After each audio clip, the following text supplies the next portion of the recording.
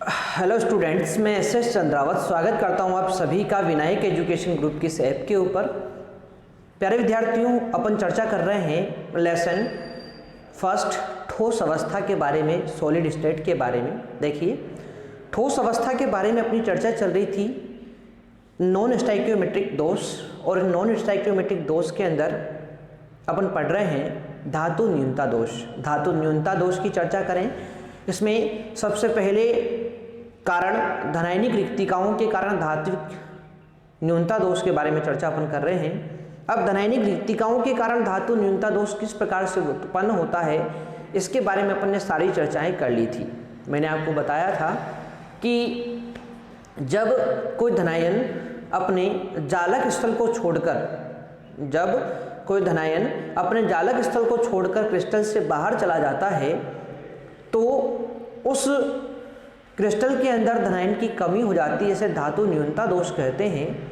और इस धनायन के जाने के कारण जो धनावेश में या जो आवेश में असंतुलन आया है, उसको संतुलित करने के लिए निकटवर्ती धनायन जो होता है वो अपने आवेश में वृद्धि कर लेता है, अपनी ऑक्सीकरण अवस्था में वृद्धि कर लेता है। ठीक है। और इस प्रकार से आपका जो ये क्रिस्टल होता है वो विद्युत उदासीन बना रहता है। और आपको पता है कि यहाँ पर हुआ क्या है, यहाँ पर ऑक्सीकरण अवस्था में वृद्धि हुई है, और ऑक्सीकरण अवस्था में वृद्धि होती किससे है? इलेक्ट्रॉन त्यागने की वजह से। और इलेक्ट्रॉन त्यागने के कारण क्रिस्टल में अतिरिक्त रूप से इलेक्ट्रॉन उपस्थित होते हैं, जिनके कारण क्रिस्टल के अंदर विशेष प्रकार की धात्विक चमक, साथ ही इसमें चालकता उत्पन्न हो जाती है। ठीक है। तो इन सब के बारे में चर्चा अपन यहाँ पर कर चुके थे। अब एक उदाहरण के साथ में आप लोगों को वापस इस चीज को समझा देता हूं। जैसे एग्जाम्पल अपन यहाँ पर लेते हैं कि क्रिस्टल अपने पास है, किसका?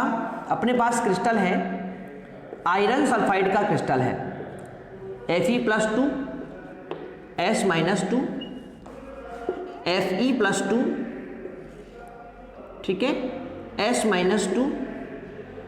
इस प्रकार से अपने पास एक क्रिस्टल है S-2 Fe+2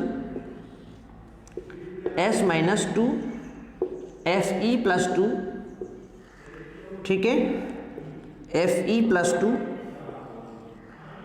S-2 Fe+2 S-2, ठीक है भाई। तो ये अपने पास कोई क्रिस्टल है इस तरह से,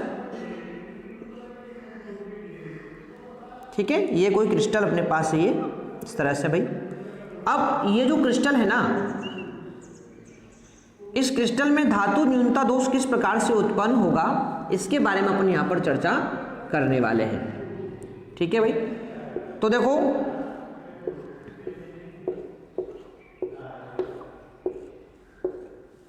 इस तरह से देखो, इसमें क्या होता है कि यदि कोई धनायन, जैसे बात करता हूं मैं, ये वाला कोई धनायन था Fe+2, ये अपने जालक स्थल को छोड़कर क्रिस्टल से बाहर चला गया, जालक स्थल को छोड़कर क्रिस्टल से बाहर चला गया ये धनायन, ठीक है ना। अब क्रिस्टल को छोड़कर धनायन बाहर गया है, यानी इस क्रिस्टल में धनायन की कमी आएगी, इसलिए इस दोष को अपन क्या बोलते हैं? धातु न्यूनता दोष बोलते हैं। अब आवेश यहां से, ये जो धनायन है ये अपने स्थान को छोड़कर गया है, मतलब 2+ की इस स्थल के अंदर क्या जाएगी?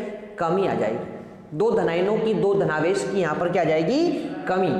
और उस दो धनावेश की कमी को पूर्ति करने के लिए, या उसकी कमी की पूर्ति करने के लिए जो निकटवर्ती धनायन होते हैं, जैसे ये वाला इसके निकटवर्ती हैं, तो ये निकटवर्ती धनायन अपनी ऑक्सीकरण अवस्था में क्या करेंगे? वृद्धि, यानी ये +2 से क्या हो जाएगा?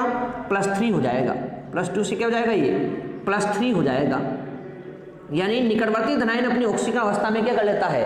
वृद्धि कर लेता है, जिससे ये क्रिस्टल क्या हो जाता है? विद्युत उदासीन हो जाता है।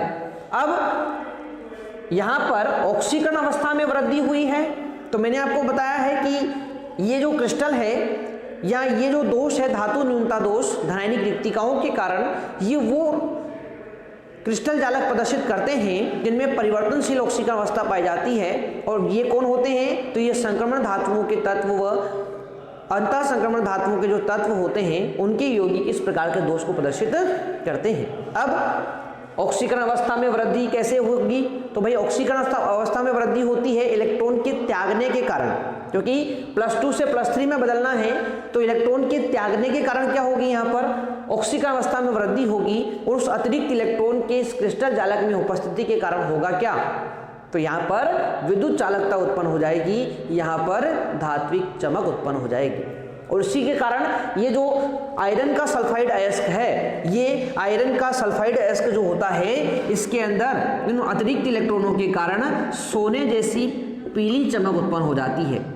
कैसे उत्पन्न हो जाती है? सोने जैसी पीली चमक यहाँ पर उत्पन्न हो जाती है। और इस सोने जैसी पीली चमक के उत्पन्न होने के कारण ही इस आयरन सल्फाइड का उपयोग, क्योंकि ये बिल्कुल सोने जैसा दिखाई देता है, इसीलिए इसका उपयोग जो है गहने बनाने के लिए किया जाता है। आप लोग जानते हैं ना, बिल्कुल सोने जैसे पीले पीले से गहने आते हैं ना, वो 15, 20, 25 रुपए में जो आते हैं बिकने के लिए, तो वो जो बने होते हैं आपके गहने, वो किसके बने होते हैं? आयरन सल्फाइड के बने होते हैं। और इसीलिए सोने जैसी पीली चमक के होने के कारण ही इस आयरन सल्फाइड को मूर्खों का सोना कहा जाता है। क्या कहा जाता है इसको? मूर्खों का सोना इसको कहा जाता है। इसको फूल्स गोल्ड कहा जाता है। क्या कहते हैं इसको? फूल्स गोल्ड इसको कहते हैं। ठीक है, तो ये चीज आप लोग ध्यान रखेंगे, बहुत ही इंपॉर्टेंट क्वेश्चन ये है, पूछा जाता है डायरेक्ट कि मूर्खों का सोना किसे कहा जाता है? तो वो होता है आयरन सल्फाइड FeS।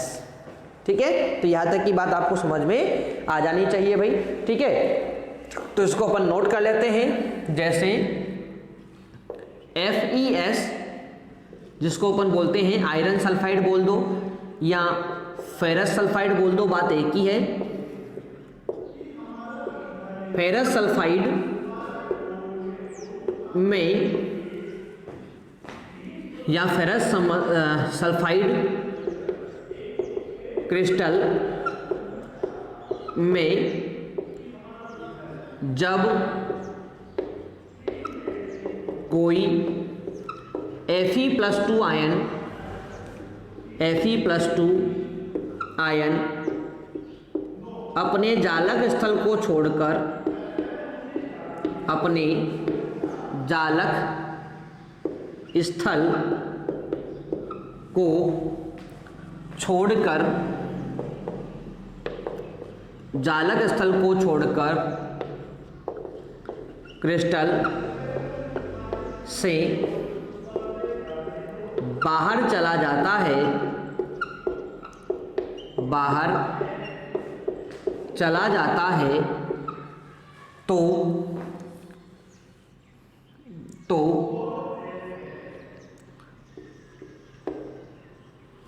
क्रिस्टल को विद्युत उदासीन बनाए रखने के लिए क्रिस्टल को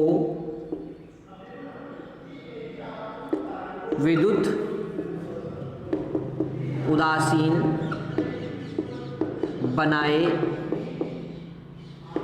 रखने के लिए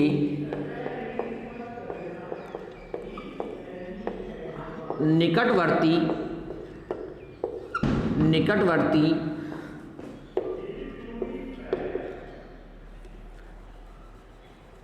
दो Fe+2 आयन, निकटवर्ती दो Fe+2 आयन अपनी ऑक्सीकरण अवस्था में वृद्धि करके Fe+3 में परिवर्तित हो जाते हैं,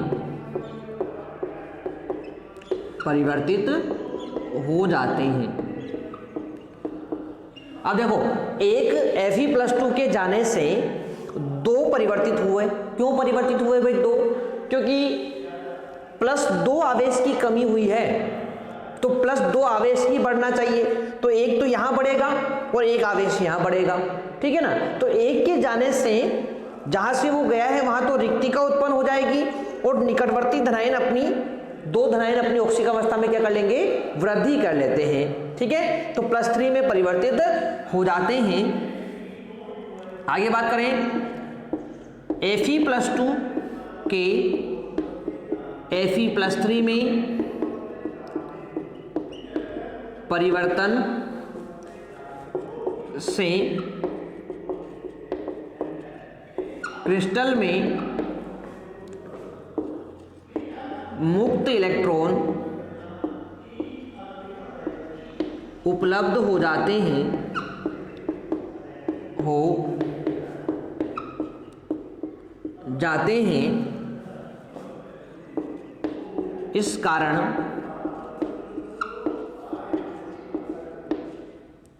इस कारण FeS क्रिस्टल में विद्युत चालकता, FeS क्रिस्टल में विद्युत चालकता एवं पीले रंग की सोने जैसी चमक उत्पन्न हो जाती है।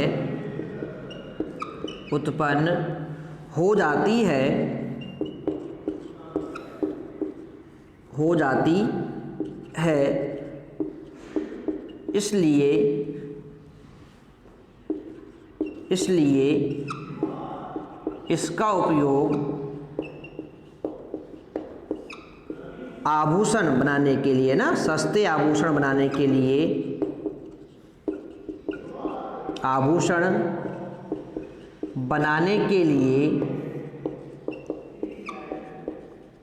किया जाता है। सस्ते आभूषण बनाने के लिए किया जाता है। FeS को मूर्खों का सोना कहा जाता है,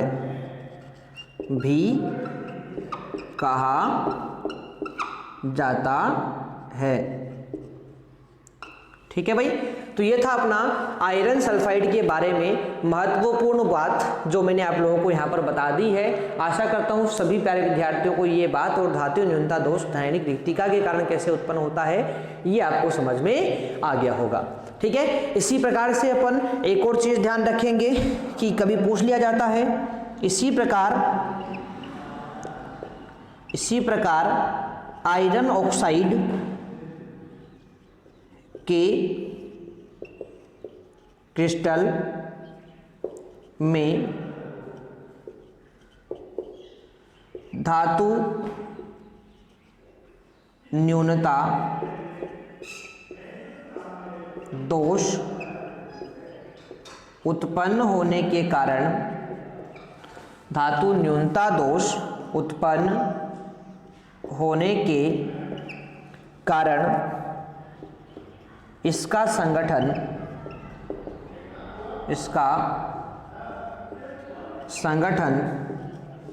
Fe 0.95O हो जाता है, ठीक है भाई। तो इसी प्रकार से जो Fe होता है आयरन का ऑक्साइड होता है, इसके क्रिस्टल में भी जब धातु न्यूनता दोष उत्पन्न होता है ना, तो यहाँ पर भी आयरन बाहर जाएगा, ठीक है, Fe बाहर जाएगा यहाँ से Fe+2। तो देखो Fe+2 के बाहर जाने के कारण इस FeO के जो संगठन होता है ना उसमें परिवर्तन हो जाएगा, Fe कितना रह जाएगा 0.95 ही रह जाता है, ठीक है।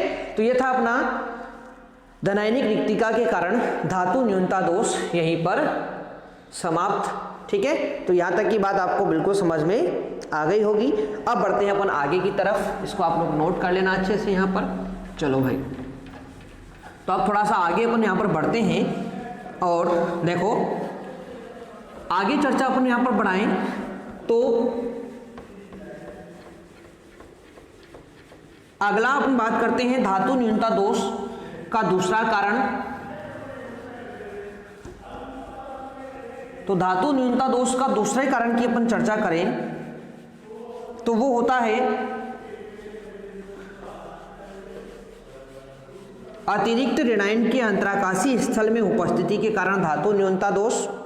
तो इसके बारे में भी चर्चा कर लेते हैं, ठीक है। सेकंड है अपना कारण, क्या लिखेंगे, अतिरिक्त ऋणायन के अंतराकाशीय स्थलों में उपस्थिति के कारण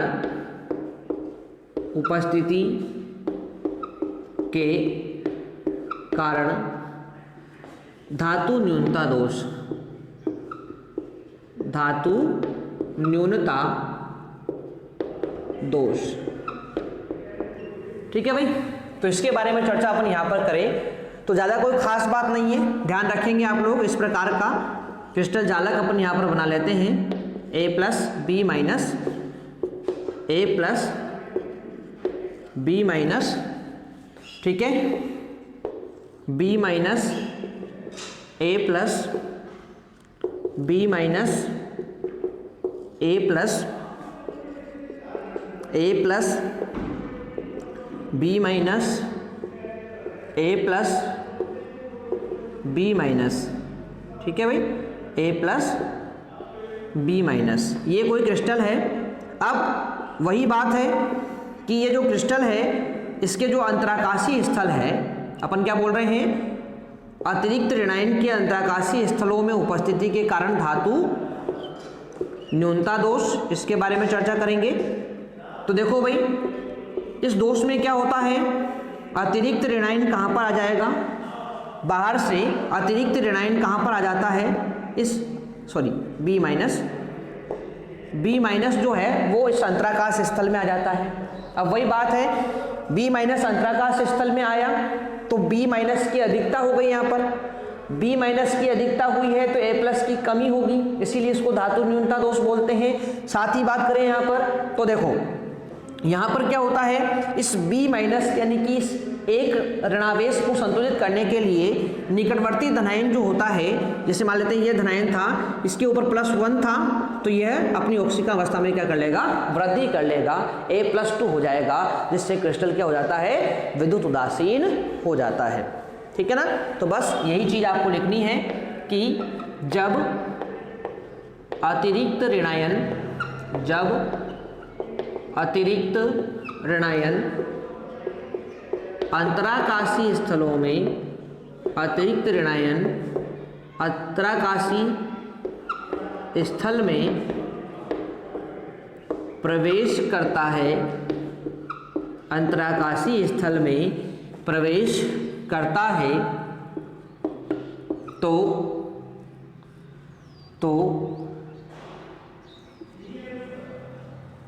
निकटवर्ती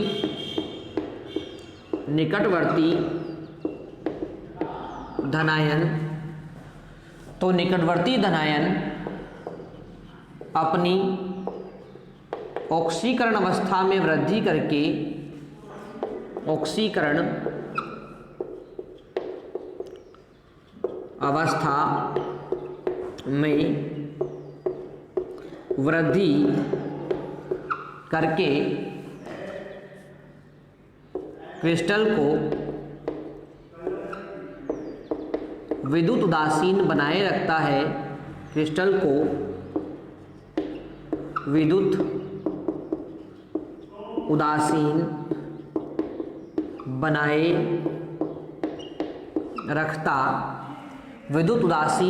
रखता है, क्रिस्टल को विद्युत उदासीन बनाए रखता है, ठीक है। तो इस प्रकार से यहाँ पर क्रिस्टल जो है वो विद्युत उदासीन बना रहता है। अब ऋणायन की अधिकता हुई है तो धनायन की क्या होगी, कमी होगी, और धनायन की कमी होने के कारण इसको अपन धातु न्यूनता दोष कहते हैं। ठीक है भाई। तो ये था अपना अतिरिक्त ऋणायन के अंतराकाशीय स्थल में उपस्थिति के कारण धातु न्यूनता दोष। आ जाएगी बात समझ में? चलो भाई, तो ये था अपना धातु न्यूनता दोष वाला टॉपिक, यहीं पर समाप्त हो जाता है। ठीक है, अब बढ़ते हैं अपन आगे की तरफ और अगला महत्वपूर्ण टॉपिक अपन लेते हैं। इस अध्याय का लास्ट टॉपिक अपन पढ़ने वाले हैं। ठीक है, तो उसको भी आप लोग ध्यान से कंप्लीट करने का प्रयास कीजिए और समझने का प्रयास कीजिए। ठीक है, तो देखो भाई, अगला और लास्ट टॉपिक इस अध्याय का अपने पास बचता है और वो है अपना अशुद्धि दोष। क्या है? अशुद्धि दोष। ठीक है भाई, तो इसके बारे में भी चर्चा कर लेते हैं थोड़ी सी। ठीक है, तो देखो भाई, अशुद्धि दोष की अपन बात करें तो उसको समझने के लिए एक उदाहरण अपन यहाँ पर ले लेते हैं। जैसे मैंने कोई क्रिस्टल लिया Na+Cl- Na+Cl-, ठीक है, उसी प्रकार से Cl- Na+Cl-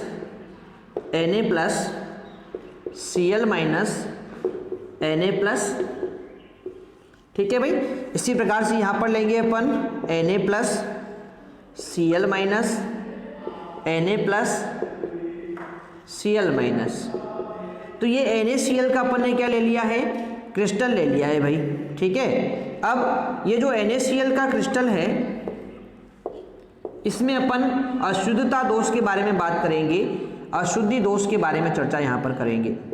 ठीक है, तो ध्यान से आप लोग समझने का प्रयास कीजिए। देखो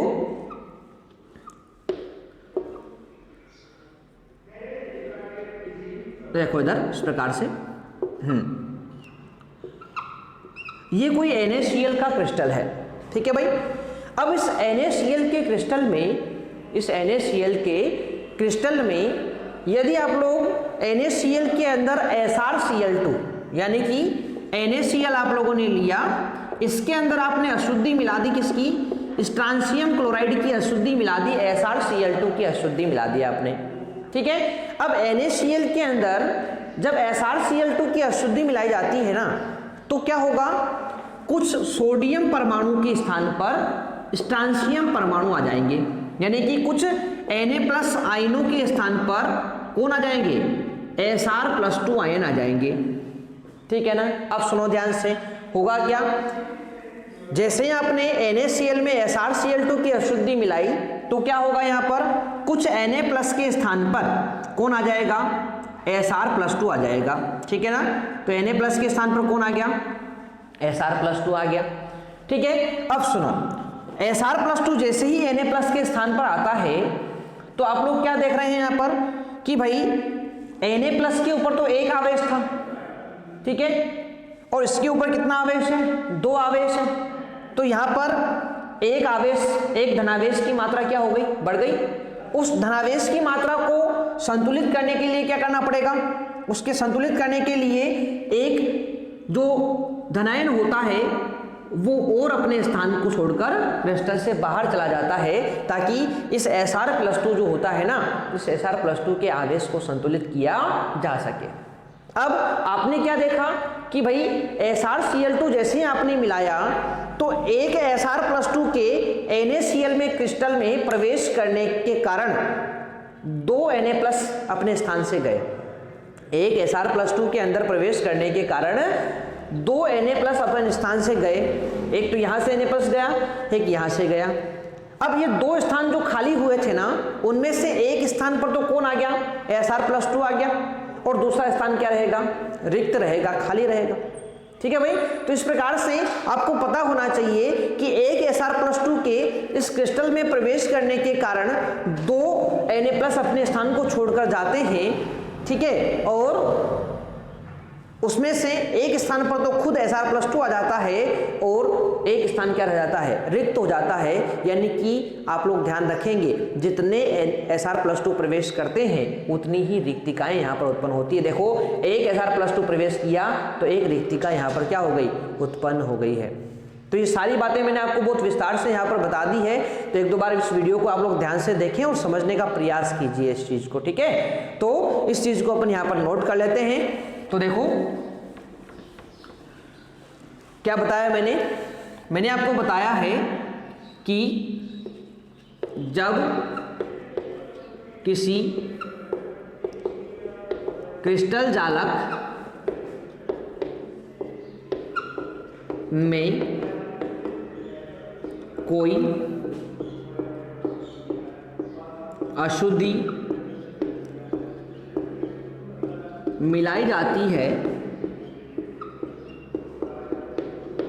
अशुद्धि मिलाई जाती है तो कुछ जालक स्थलों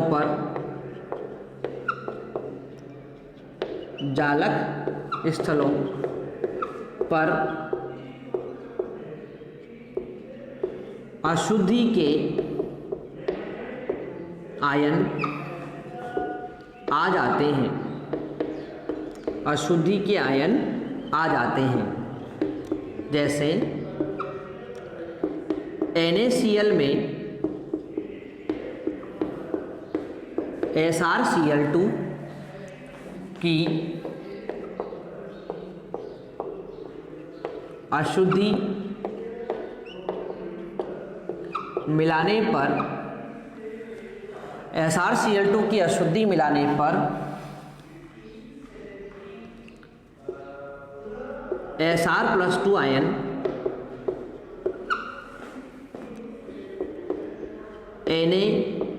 Na+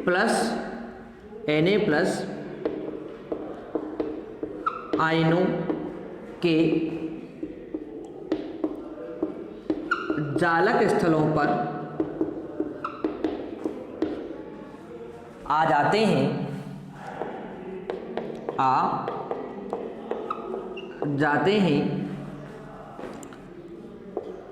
एक Sr+2 आयन के क्रिस्टल में प्रवेश करने के कारण 2 Na+ आयन अपने जालक स्थलों को छोड़कर, जालक स्थलों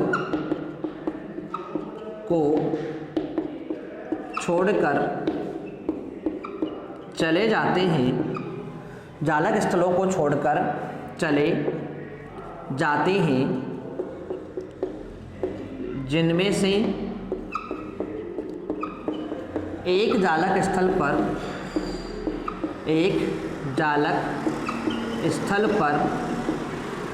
तो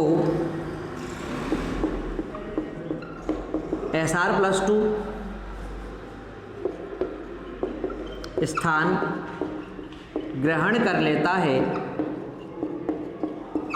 है, जबकि दूसरे जालक स्थल पर, दूसरे जालक स्थल पर रिक्तिका उत्पन्न हो जाती है।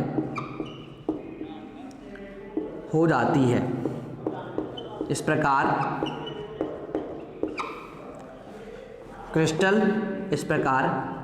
NaCl क्रिस्टल में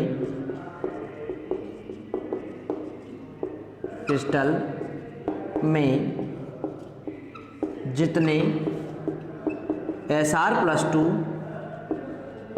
आयन प्रवेश करते हैं उतनी ही रिक्तिकाएं उत्पन्न हो जाती है।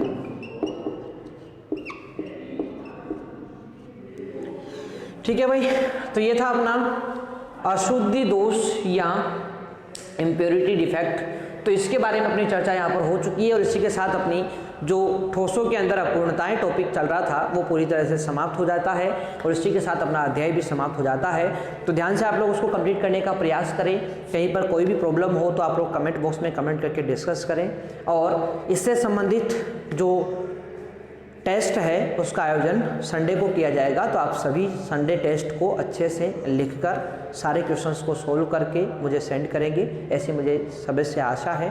ठीक है, देखो प्यारे विद्यार्थियों, अभी अपने पास कोरोना के इस काल के अंदर कोई और तरीका नहीं है, इसीलिए आप लोग जो हैं ईमानदारी से अपने टेस्ट को, अपने द्वारा दिए गए जो भी टेस्ट हैं, जो भी अपने को बताया जाता है यहाँ से, उन सभी को कंप्लीट करने का प्रयास करें। ठीक है, क्योंकि यदि ईमानदारी से आप लोग काम नहीं करेंगे तो उस कंडीशन में एग्ज़ाम में जब आप लोग बैठेंगे तो वहाँ पर आप लोग वो स्कोर नहीं कर पाएंगे जितना आप लोगों से अपेक्षित है। तो इसीलिए आप लोग जो हैं, जो भी चीज़ें यहाँ से आप लोगों को वीडियोज़ के माध्यम से दी जाए, जो भी टेस्ट आपको दिए जाएँ उसको आप लोग रेगुलर अटेंड करें। टेस्ट के बहाने आप लोग कम से कम उस पार्ट को एक बार रिवाइज कर लेते हैं। तो इससे क्या होता है कि आपका जो पार्ट यदि एक दो बार रिवाइज हो जाता है तो उससे आगे अपन को उसे समझने में परेशानी नहीं होती है। तो इस बात को आप लोग समझने का प्रयास करें और इसीलिए आप लोगों का हर संडे को टेस्ट लेने का प्रयास किया जाता है। ठीक है, तो इसको आप लोग समझें। ठीक है ना, तो मिलते हैं अपन नेक्स्ट वीडियो के अंदर, तब तक के लिए टेक केयर, बाय।